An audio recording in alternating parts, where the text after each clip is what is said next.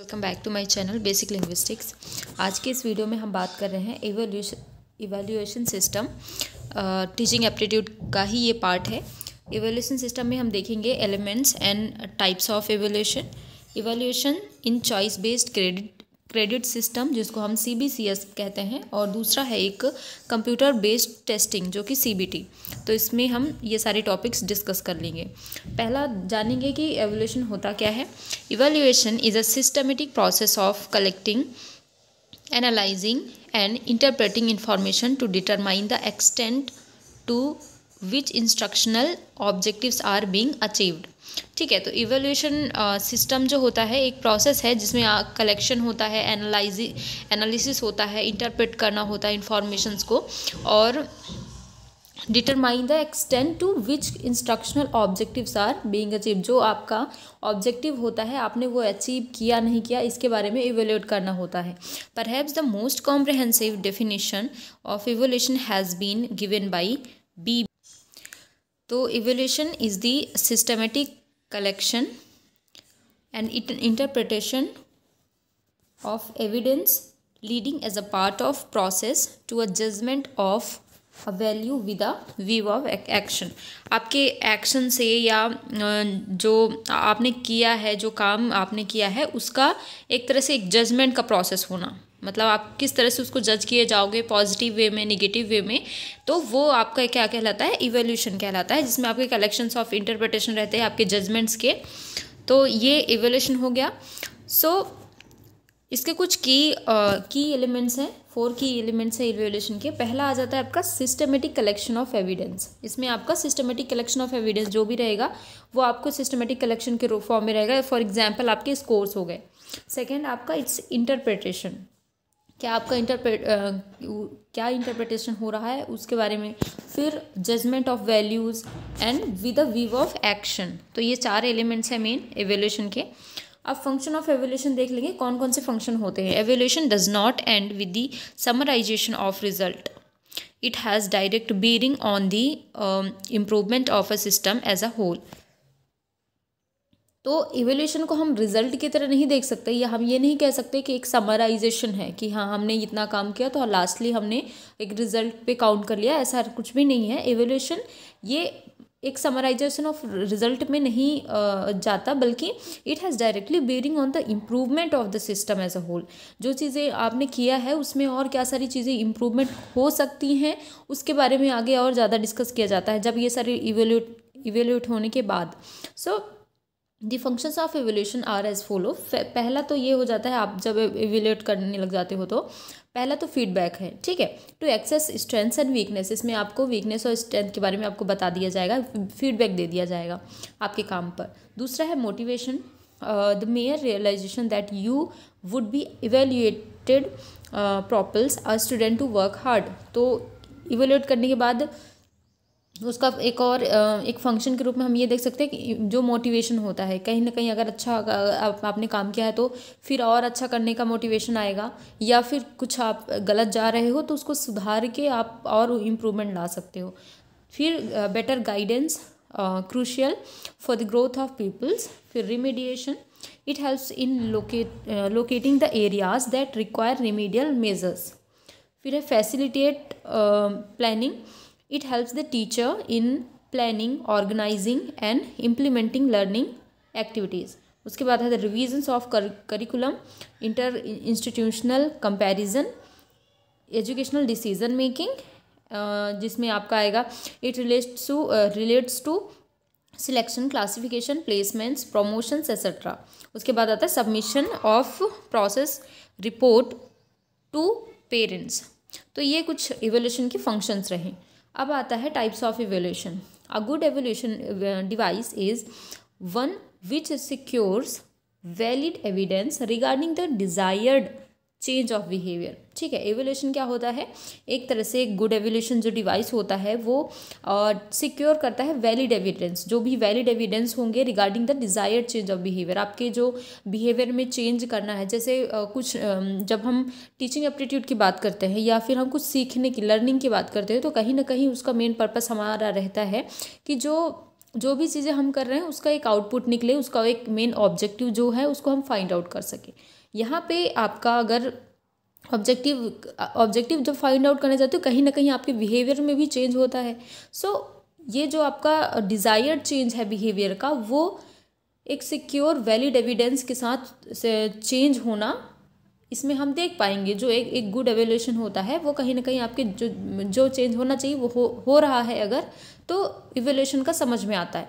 So a teacher needs to know the various devices that are helpful in gathering evidence on the changes taking place in a people. तो जो teacher रहता है उनको देखना पड़ता है कि हम ये ऐसे चेंज लाने के क्या क्या चीज़ें हम वेरियस डिवाइसेस यूज़ कर सकते हैं, और एक मतलब एक इवेल्यूशन को फोकस करके वो ये सारी चीज़ों को देखते हैं।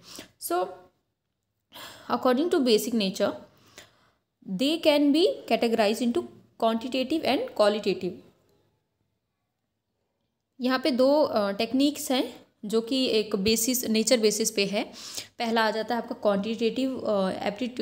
Quantitative technique. इसमें क्या होता है, पहला तो क्वांटिटेटिवली आप पहले रिटन एग्जामिनेशन हो गया। It is also known as paper pencil test. In this technique the answer are to be written as per instructions of question. तो इसमें जो भी आपके क्वेश्चन दिए रहेंगे उसी के बेस पे आपको आंसर देना पड़ता है। तो ये आपका रिटन एग्जामिनेशन। दूसरा है oral examination. They supplements the written examination, और examples are test of reading ability या प्रोनाउंसिएशन या वाइवा हो गया है ना, तो ये ओरल एग्जामिनेशन में आएंगे। थर्ड आ जाता है practical exam. So these tests are necessary to the text experimental and manipulative skills of the learner, particularly in subjects such as science, technology, agriculture, craft and music. So ये तीन तरह के quantitative aptitude हो गए। अब आ जाता है क्वालिटेटिव टेक्निक। क्वालिटेटिव टेक्निक में पहला आ जाता है आपका observation and interviews. Observation is use to evaluate the behavior of the people in controlled and uncontrolled situation. ठीक है, ऑब्जर्वेशन एंड इंटरव्यू का मतलब है कि इसमें ऑब्जर्वेशन जो होगा वो इवेल्यूएट करता है आपके बिहेवियर को कंट्रोल और अनकंट्रोल्ड सिचुएशंस में। It is purposive and systematic and carefully viewing और observing the behaviour and recording it. तो क्योंकि ये ऑब्जर्वेशन है, ऑब्जर्वेशन के थ्रू ही हमें सारी चीज़ें गेन करनी है, तो कहीं ना कहीं वो एक पर्पसफुली और सिस्टमेटिकली आप केयरफुली आप चीज़ों को ऑब्जर्व करते हो, बिहेवियर को देखते हो, रिकॉर्ड करते हो। And interview is sometimes superior to the other devices. जो इंटरव्यू होता है थोड़ा सुपीरियर माना जाता है, क्योंकि it is because of fact that peoples are usually more willing to talk than write. तो इसमें इंटरव्यू में बहुत मतलब एक तो फॉर्मली आप चीज़ें करते हो, और कहीं ना कहीं लिखने से ज़्यादा ही समझ मतलब इंटरव्यू करने में ज़्यादा सारी चीज़ें समझ में आ जाती है, इवेल्यूएट कर सकते हैं हम। सो इंटरव्यू और ऑब्जर्वेशन। दूसरा है इसमें checklist. A checklist is an instrument that is used for collecting and recording in evidence regarding significant behavioral tendencies of the people or specific problems they present in the classroom.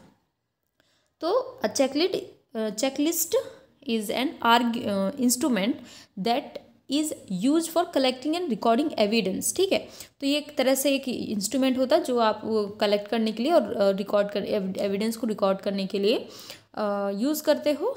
और इसमें आपके significance जो behaviour tendencies होंगी, जो class में present classroom में जो चीज़ें हो रही होती हैं, जो स्पेसिफिक प्रॉब्लम्स होती है उससे कैसे डील कर रहे हो, ये सारी चीज़ें आप उसमें रिकॉर्ड कर सकते हो, कलेक्ट कर सकते हो। रेटिंग स्केल क्या है? रेटिंग स्केल आप सभी को पता है। Rating is a term applied to the expression of opinion और judgement regarding some situation, object और कैरेक्टर।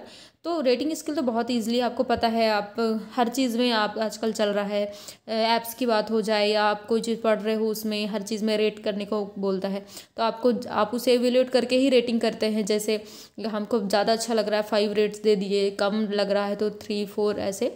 तो एक हमारा जो एवेल्यूशन होता है उसी के बेस पे हम रेट कर देते हैं हमारे ओपिनियन जजमेंट के अकॉर्डिंग। तो रेटिंग स्केल कुछ इस तरह है। Rating scale is a device by which judgements can be quantified. उसके बाद आता है cumulative records. So anecdotal records, cumulative record card and diaries of people are some other devices used in evaluation process to know the detail about the child's behavior. और cumulative records में आप देख लेंगे जो एनेक्डोटल रिकॉर्ड्स होते हैं, cumulative records होते हैं, डायरीज होती है, इनके थ्रू हम बच्चों को बिहेवियर को इवेल्यूएट कर लेते हैं, तो वो क्वालिटेटिव का ही पार्ट है। अब बात कर लेते हैं type of evaluation on the basis of phase instruction. ठीक है, अभी नेचर बेसिस पे था, नेचुरल, तो दो हमने देख लिया।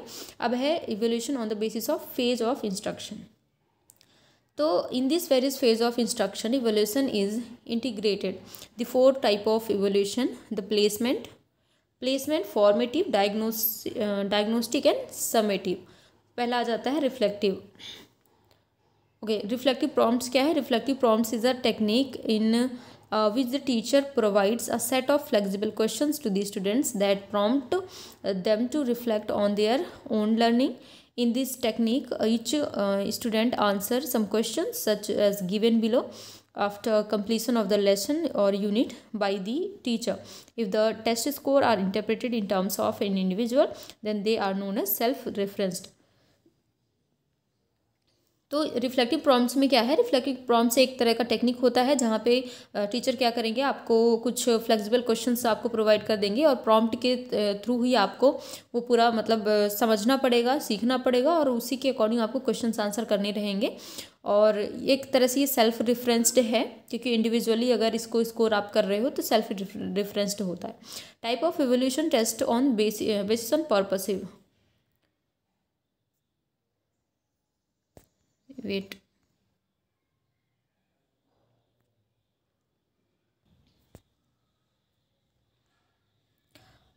उसी के आगे देख लेंगे डायग्नोस्टिक टेस्ट है।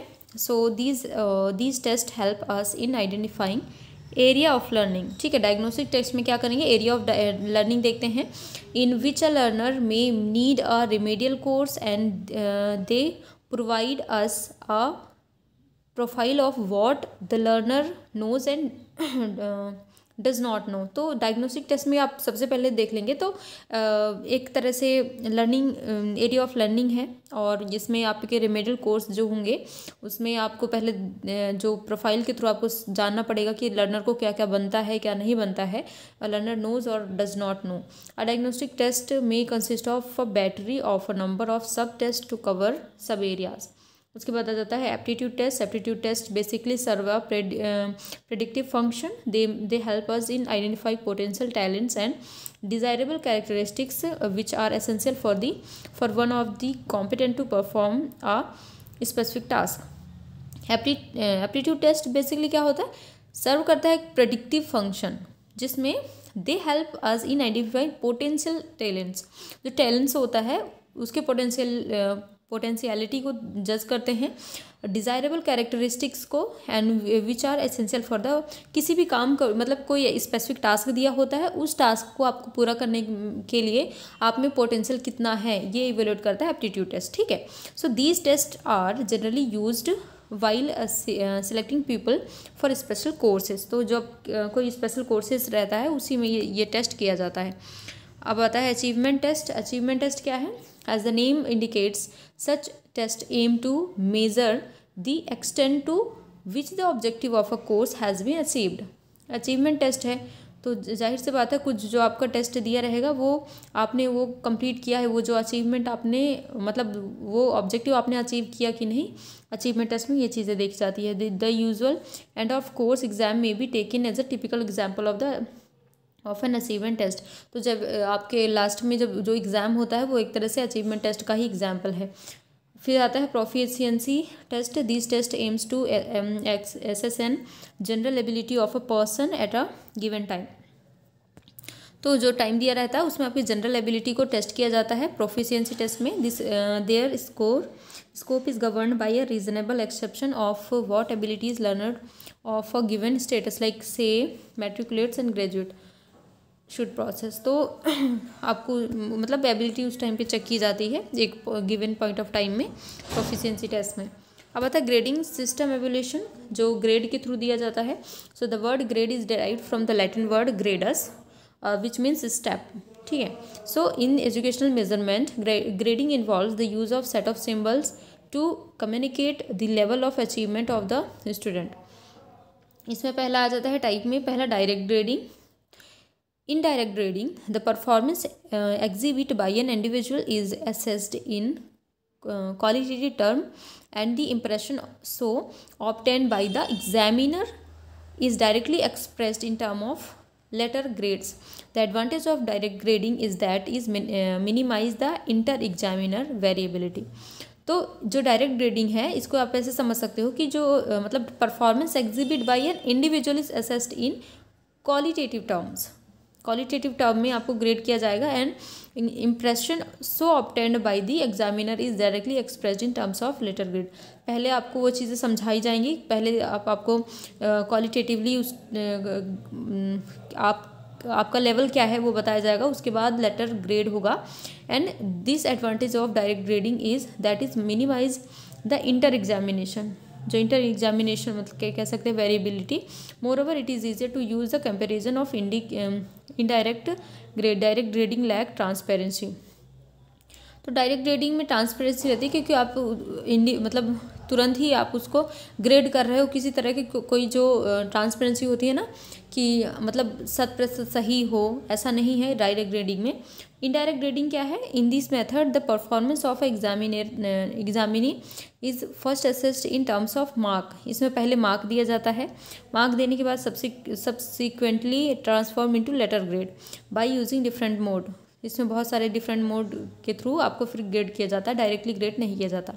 सो दिस ट्रांसफॉर्मेशन में be carried out in terms of both absolute grading and relative grading. Absolute grading क्या है? अब ये क्या बोलते हैं उसको, डायरेक्ट, नॉन डायरेक्ट, वेट, हाँ इनडायरेक्ट, सॉरी। तो दो तरह के हमने पढ़े, डायरेक्ट ग्रेडिंग और इनडायरेक्ट ग्रेडिंग। इनडायरेक्ट ग्रेडिंग के अंतर्गत आपका पहला आ जाता है absolute grading. Absolute grading is an conventional technique of evaluation. It is based on pre determined standard that becomes a reference point for assessment of the students performance। तो एक absolute grading क्या होता है? एक तरह का टेक्निक है evolution का, जिसमें आप प्री डिटरमाइंड स्टैंडर्ड पे आप उसको जज करते हो, असेसमेंट देते हो बच्चों को, जो जाके उसके परफॉर्मेंस को मतलब एक तरह से बताता है कि परफॉर्मेंस कैसा है बच्चे का। So it involves direct conversion of mark into grade irrespective of the distribution of marks in subject. जैसे मार्क्स डिस्ट्रीब्यूट करते हैं वो, तो for example the categorisation of student into 5 group. पहले आप क्या कर दोगे, 5 ग्रुप में बच्चों को डिवाइड करते हैं, जिसमें 75% से अबव वाले हो गए, दूसरे में आपके 60% और 75 से कम वाले बच्चे हो गए, फिर 45 टू 60% से 45 से ज़्यादा और 60% से कम वाले बच्चे हो गए। उसके बाद थर्ड डिवीज़न जैसे हम देते हैं 33% से ऊपर वाले और 45% से नीचे वाले, और अनसेटिस्फाइड जो होते हैं बिलो 33%। तो ये एक जो ग्रेडिंग रहती है जैसे स्कूलों में होता है, वो बहुत ओबियस आप जानते होंगे, एब्सोल्यूट ग्रेडिंग के अंतर्गत आता है। दूसरा इसी में रिलेटिव ग्रेडिंग है। Relative grading is generally used in public examination. Public examination के थ्रू बेस पे होता है। In this system grade of a student is decided not bye her performance. इसमें परफॉर्मेंस के बेस पे नहीं, alone rather than performance of the group. तो किसी एक के काम को जो उसका परफॉर्मेंस है उसके बेस पे जज नहीं किया जाएगा, बल्कि आपको ग्रेड करते हैं आपके ग्रुप के परफॉर्मेंस के according. So this type of grading is popularly known as grading on the curve. अब आ जाता है मेन इसका पहला ये चॉइस बेस्ड क्रेडिट सिस्टम, जिसको हम CBCS बोलते हैं, फुल फॉर्म भी याद रखना इम्पॉर्टेंट है। So ministry of human resource developments has started the process of developing new education policy, NEP का फुल फॉर्म भी याद रखिएगा, ठीक है, new education policy in our country to bring out reforms in Indian education system, ठीक है। With UGC has more active participation, it has already initiated several steps to bring equity, efficiency and academic. तो जो UGC के साथ मिलकर एक active participation की तरह काम करके, और तीन ऐसे हैं जो जिनका एक तरह से हायर एजुकेशन के लिए बहुत ज़्यादा इम्पॉर्टेंट फैक्टर्स हैं, इक्विटी, एफिशिएंसी और एकेडमिक एक्सीलेंस। तो the important once include innovation and improvement of course. तो इसमें क्या क्या चीज़ें हैं? इनोवेशन, जो नए नए चीज़ें आप कर सको, and improvement in course curricula, introduction of paradigm shift in learning and teaching pedagogy. जो कैरिकुला है आपका, या आप सीखने की जो पैराडिग्म शिफ्ट होती है उस पर, एग्जामिनेशन एंड एजुकेशन सिस्टम। तो जो NEP है, जो नेशनल न्यू एजुकेशन पॉलिसी है, यूजीसी के साथ मिलकर ये सारी चीज़ें एक हायर स्टडी में क्या क्या चीज़ें हम अच्छा कर सकते हैं उस पर बात कर रहे हैं। So the education plays enormously significant role in building of a nation. There are quite a large number of educational institutions engaged in imparting education in our country. Majority of them have entered recently into semester system to match with international education pattern. तो उसका अगर हम आगे देख लें तो अभी जो सेमेस्टर सिस्टम चलते हैं तो वो कहीं ना कहीं बहुत एक अच्छा सिस्टम है, जो कि एक इंटरनेशनल एजुकेशन पॉलिसी के पैटर्न पे चल रहा है। तो कुछ इसमें और सारी चीज़ें आपको देखने को मिलेगी। There has been complete lack of relationship between education, employment and skill development in conventional education method. तो जो कन्वेंशनल एजुकेशन मेथड था या सिस्टम था, उसमें कहीं ना कहीं एजुकेशन और एम्प्लॉयमेंट में या स्किल में जो रिलेशनशिप होना चाहिए वह नहीं होता था। बच्चे पढ़ रहे हैं, उनका डायरेक्शन अलग होता था, फिर उनको करना कुछ और होता था। तो कुछ इस तरह से था कन्वेंशनल मेथड में, तो बहुत सारी प्रॉब्लम्स थी। इसलिए the present alarming situation necessitates transformation and or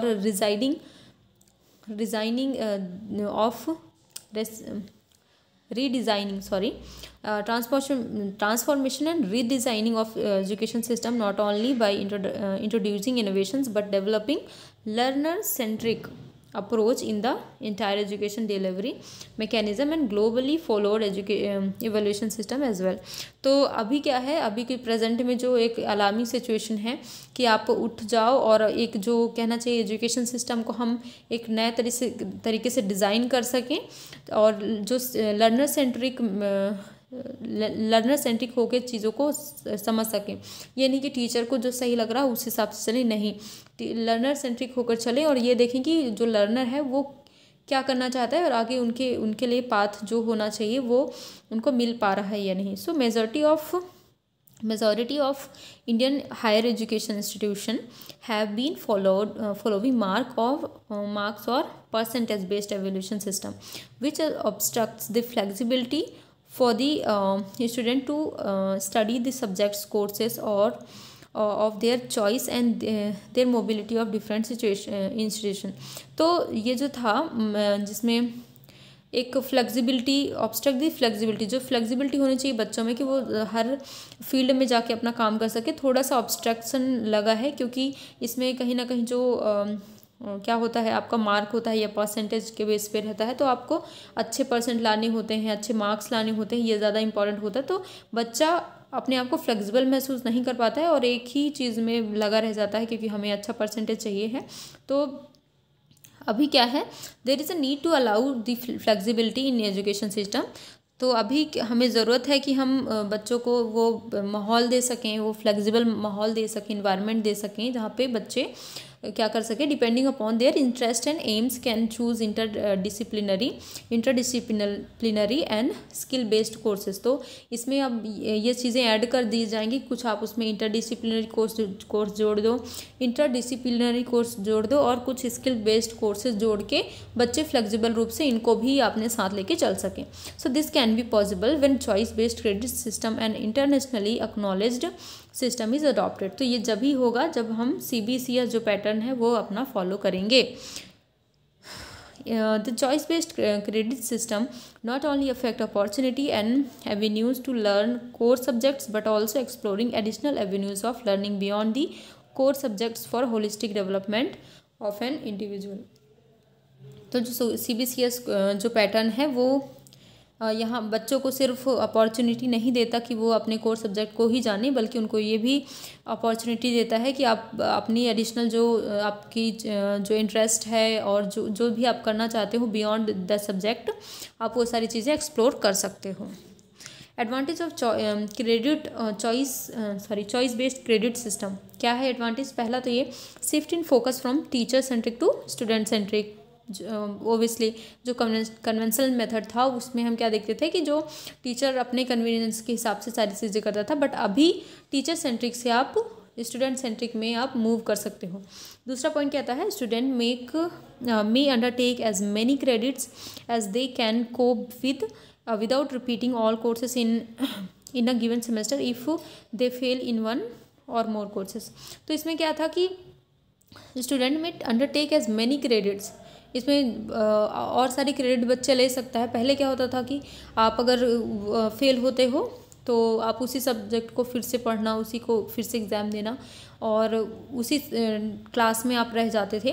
तो अभी थोड़ा सा उसको फ्लेक्सिबल किया जाएगा इसके थ्रू, और जिसमें हम आगे वाले क्लास में जाके भी पिछले वाले क्लास का पढ़ सकते हैं और एग्ज़ाम लिख सकते हैं। Like that CBCS allows student to choose intradisciplinary courses, skill oriented papers and more. तो इसमें आपने देखा ही है कि जैसे even from discipline according to the learning needs, interest and aptitude. तो इसमें आप दूसरे सब्जेक्ट को भी ले सकते हो, दूसरे चीज़ों को जिसमें आपका इंटरेस्ट है वो भी साथ साथ कर सकते हो। तो एक तरह से फ्लेक्सिबिलिटी जो स्टूडेंट्स में होनी चाहिए वो आ जाएगी। CBCS makes education broad based and at par with global standard. और ये क्या है? ग्लोबल स्टैंडर्ड पे आपको हेल्प करेगा। One can make credits by combining unique combination. For example इसमें यूनिक कॉम्बिनेशन आप बना सकते हो, जैसे फिजिक्स विद इकोनॉमिक्स ले सकते हो, माइक्रोबायोलॉजी विद केमिस्ट्री ले सकते हो और environment science. CBCS offers flexibility of student to offer and different times and different institution to complete one course, easy mobility of student। तो इसमें फ्लेक्सिबिलिटी आपको इन्वायरमेंट भी या इंस्टीट्यूशन की भी फ्लेक्सिबिलिटी आपको दी जाएगी कि आप अगर ये कोर्स यहाँ से कर रहे हो दूसरा कोर्स कहीं और से कर सकते हो एक साथ में। तो एक ईज ऑफ मोबिलिटी है। फिर है credit earn and at one institution can be transferred. इसमें जो क्रेडिट अर्न जो रहेगा, आपको जो भी क्रेडिट है वो एक इंस्टीट्यूशन से दूसरे इंस्टीट्यूशन में भी कन्वर्ट ट्रांसफर करा सकते हैं। Though difficult to adopt the uniform grading system will also enable potential employees in assessing the performance of the student in order to bring uniformity in education system and computation of a cumulative grade point average based on students performance in examination। The UGC has formulated the guidelines to be followed। तो इसके through आप जो CGPA में आपको marks दिए जाते हैं, है ना, वो अच्छा है एक तरह से। अब outline of choice based credit system. तो आखिर चॉइस बेस्ड क्रेडिट सिस्टम में हम क्या क्या चीज़ें आउटलाइन करते हैं? पहला आपका कोर सब्जेक्ट आता है। कोर कोर्स, है ना, subject. So a course which should compulsorily be studied by a candidate as a core requirement is termed as a core subject. जो आपका मतलब कंपलसरी रहता है, कंपलसरी सब्जेक्ट। अगर आपने किसी कोर्स को ज्वाइन किया तो उस कोर्स में ये सब्जेक्ट पढ़ना आपको कंपलसरी रहेगा, तो वो कोर सब्जेक्ट हो गया। दूसरा इलेक्टिव सब्जेक्ट होता है। इलेक्टिव सब्जेक्ट मतलब generally a course which can be chosen from a pool of courses and which may be very specific or specialised or advanced or supportive to the discipline subject of study or which provides an extended scope or which enables as exposure of some other discipline subject domain or nurtures the candidates proficiency skills in the called elective course। elective course क्या होता है? जब आप कोई subject लेते हो, ठीक है, तो उस सब्जेक्ट में कुछ सब्जेक्ट आपको ऐसे कोई मतलब उस कोर्स में आपको कोई सब्जेक्ट ऐसे दिया जाएगा जो कंपलसरी रहेगा। कंपलसरी मतलब उसको आपको पढ़ना ही है, उस सब्जेक्ट में उसका नॉलेज होना ज़रूरी है, वो आपका कोर सब्जेक्ट। उसके अलावा आपको ऑप्शन दिए जाएंगे इलेक्टिव सब्जेक्ट्स के। उस इलेक्टिव सब्जेक्ट्स में आपको जाके चूज़ करना है। आप कोई भी सब्जेक्ट ले सकते हो जो आपको इंटरेस्ट हो, या कहना चाहिए कुछ ऐसे सब्जेक्ट भी उसमें ऐड रहते हैं जो आपकी स्किल्स को और अच्छा डेवलप करके आपको बाहर ला सकता है। तो वो सारे सब्जेक्ट अलग से आपको खुद चूज़ करने रहते हैं, और वो इलेक्टिव सब्जेक्ट आप फिर ले लेते हैं, कुछ अलग रहता है, आपके कोर्स से रिलेटेड नहीं रहता, अलग भी हो सकता है। जैसे अगर आप आर्ट्स से हैं, आर्ट्स से कुछ भी सब्जेक्ट ले रहे हैं, आर्ट्स से हैं, तो आप साइंस के कोई भी सब्जेक्ट को ले सकते हैं, या आप अगर साइंस से चल रहे हैं तो कोई आर्ट्स के भी सब्जेक्ट को जाके पढ़ सकते हैं, और साइंस से हैं तो मैथ्स भी पढ़ सकते हैं, तो लाइक दैट। तो एक सब्जेक्ट आप इलेक्टिव ले सकते हो, कोई भी हो सकता है, ठीक है। डिसिप्लिन स्पेसिफिक इलेक्टिव, जिसमें DSE कोर्स कहते हैं जिसको, discipline elective specific elective courses may be offered by the main discipline subject of the study is refer to as discipline. Same ये भी है ना, इसमें भी to be offered by main discipline subject of study, इसमें भी आपको ये चीज़ें मतलब द यूनिवर्सिटी और institution may also offer discipline related elective courses of interdisciplinary nature. तो इसमें भी इलेक्टिव सब्जेक्ट आपको दिए जाते हैं, तो आप वो मतलब ले सकते हैं। फिर डिजर्टेशन और प्रोजेक्ट होता है। Dissertation project an elective course design to acquire special advanced knowledge with an advisory support by a teacher faculty member is called dissertation project. Dissertation project ये होता है कि जब बेसिकली ये कब होता है, जब आप PG कर रहे होते हो, आपका फाइनल ईयर होता है, उस टाइम पे आपको एक टॉपिक मतलब एक टॉपिक चूज़ करना रहता है। वो आप अकेले ही नहीं करते, उसमें आपका जो गाइड रहेगा वो आपके साथ हर काम में आपकी मदद करते हैं, और उस टॉपिक पे आपको पूरी रिसर्च करनी रहती है, कहना चाहिए। तो ये डिजर्टेशन होता है या प्रोजेक्ट वर्क होता है। तो गाइड आपको गाइड करता जाएगा और आपको वो चीज़ें खुद से करनी है सारी। और फिर आता है generic elective. So an elective course chosen generally from a unrelated discipline subject with an intention of same है। जेनरिक इलेक्टिव में भी सेम, जो इलेक्टिव सब्जेक्ट मैंने बताया, जेनरिक इलेक्टिव में भी सेम ही होता है कि आप जनरली जो सब्जेक्ट और पढ़ना चाहते हो साथ में वो सारी चीज़ें ऐड कर सकते हो। फिर है ability enhanced learning AEC। This में बी टू काइंड्स, दो तरह के होते हैं। एबिलिटी इन्हेंसमेंट कोर्स, जिसमें पहला है एबिलिटी इन्हेंसमेंट कंपलसरी कोर्स और दूसरा है स्किल इन्हेंसमेंट कोर्सेज। तो AECC इसका फुल फॉर्म भी याद रखिएगा, ability enhancement compulsory courses are the courses based upon the content that leads to knowledge enhancement skill. हाँ, तो इसमें क्या है, आपको नॉलेज जो इन्हेंसमेंट कोर्स दिया जाएगा एक, जिससे आपका नॉलेज बहुत अच्छा हो जाए, वो AECC होता है। और जो एक होता है SEC जो कि होता है स्किल इन्हेंसमेंट कोर्स। मतलब आपको कभी कभी क्या होता है, क्लास में ना एक सब्जेक्ट आपको दिया जाएगा जिसमें आपको ये मतलब एक स्किल इन्हेंसमेंट कोर्स रहता है। इसके थ्रू आप बहुत अच्छा अपना स्किल डेवलप करके उसमें आगे जो जाने के बहुत अच्छे रास्ते आपको खुल जाते हैं। आगे जाके आपको क्या करना है वो ज़्यादा सिक्योर हो जाता है, और एक स्किल बेस्ड पे आप सारी चीज़ें बहुत अच्छे से आगे जाके कर सकते हो। ये एक स्किल एनहेंसमेंट का कोर्स दिया जाता है। So these courses may be chosen from a pool of courses design to provide value based and skill based knowledge. Central or state universities have a lot of flexibility in deciding common minimum syllabi of the core papers and at least to follow common minimum curriculum as a fixed by the UGC.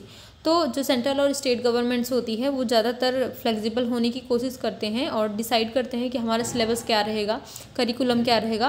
वो ज़्यादा कोशिश करते हैं कि जो UGC ने fix कर रखी है हमारा करिकुलम या सिलेबस उसी तरह से थोड़ा चले।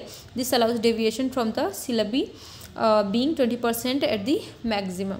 ठीक है, फिर आ जाता है आपका कंप्यूटर बेस्ड टेस्टिंग। ठीक है, CBT seems to be a catalyst for changes in pedagogical methods. It brings about transformation in learning, pedagogy and curricula in educational institution. This setting is the basis of both computer based and paper based testing. So इसके benefits क्या हैं computer based testing के। So पहला, more frequent testing opportunity, data rich result, increasing candidate reach और streamlined logistic. अब बात कर लेते हैं, ये दो तरह के इसमें चीज़ें कवर होती हैं। पहला आता है linear test. This involves a full length examination in which the computer selects different questions for individual without considering their performance level. तो लीनियर टेस्ट में क्या होता है, एक फुल लेंथ एग्जामिनेशन होता है कंप्यूटर के थ्रू, जिसमें जो इंडिविजुअल्स होते हैं without considering their performance levels, उसमें आपके परफॉर्मेंस लेवल को नहीं देखा जाता है, एक बिना कंसीडर किए ही आपको एग्ज़ाम मतलब क्वेश्चन दे दिया जाएगा और आपको उस पर काम करना है। एडाप्टिव टेस्ट क्या होता है, here the computer selects the range of question, इसमें रेंज ऑफ क्वेश्चन होते हैं based on individuals performance level. ठीक है, ये इंडिविजुअल को परफॉर्मेंस लेवल को ध्यान में रखते हुए एडाप्टिव टेस्ट रहता है, और ये बिना ध्यान रखे हुए linear test. These questions are taken from a very large pool of possible questions categorized by content and difficulty. Using the waterfall model, the CBTS SDLC was split up into the number of independent steps. Each step was carried out the sequence in accordance to the after the other. The previous stage is always completed before moving the next step cycle. तो इसमें ये है कि इसमें ये बताया गया है कि पहले आप जो आपको लेवल दिया जाएगा वो आप जब लेवल कंप्लीट करते हो तभी आपको आगे के जो लेवल हैं वो आपको कंप्लीट करने का मौका मिलता है। तो इसमें पहला पॉइंट आता है रिक्वायरमेंट्स एनालिसिस एंड डेफिनेशन, दूसरा आता है system and software design, implementation and unit testing, integration and system testing, operation and maintenance. So in India CBT has been started for number of examinations such as IBPS। ठीक है, IBPS का exam आपने देखा है for banking exams and currently by national testing agency NTA to conduct exams like UGC, NEET, GPAT, GMA। तो ये सारे exam में आपने देखा ही होगा, एग्ज़ाम दिया होगा तो कि कैसे आपका एग्ज़ाम लिया जाता है, वो CBT बेस्ड ही है। ठीक है, तो इतना ही था इसमें, और आई होप आप लोग को समझ में आया होगा इवैल्यूएशन सिस्टम। और कोई भी डाउट लगता है तो आप प्लीज़ कमेंट बॉक्स में जाके कमेंट कर सकते हैं। Thank you so much for watching, और प्लीज़ गाइस आप लोग मेरे साथ ऐसे ही बने रहिए और सपोर्ट करिए ताकि मैं और अच्छे से वीडियोस आप लोग के लिए लेते आऊँ। और जो भी प्रॉब्लम आती है आप कमेंट सेक्शन में जाके कमेंट कर सकते हैं। PDF चाहिए होगा तो आप टेलीग्राम ग्रुप का लिंक देख लेंगे, वहाँ से जाके डाउनलोड कर सकते हैं PDF। Thank you so much for watching.